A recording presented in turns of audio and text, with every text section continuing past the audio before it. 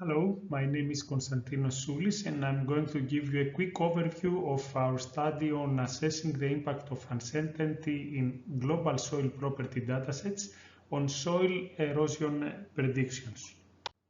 It is well known that soil maps are vital for agriculture, hydrology, climate, soil erosion, hydrological modeling and many other applications. However, data scarcity leads to the extensive use of digital datasets, global or European, that may contain uncertainties as they are in reality estimations based on limited real observed data.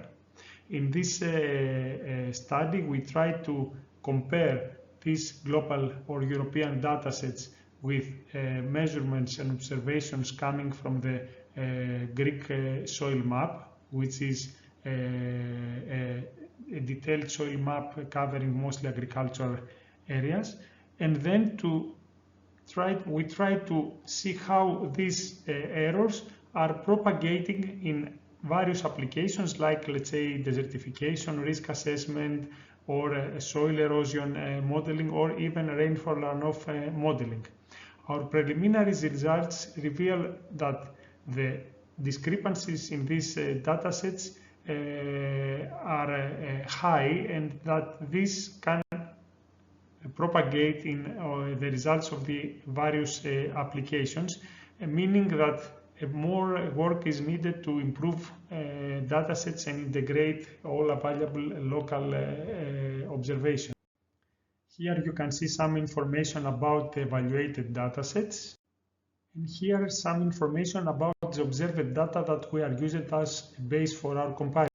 Our initial results indicated that there are big difference between the observed data and the data of the evaluated global datasets, and these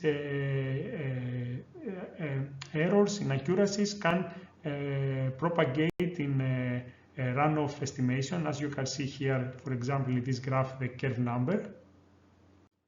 Most important in soil erosion estimation, as you can see, the values of the datasets, the three datasets are completely different.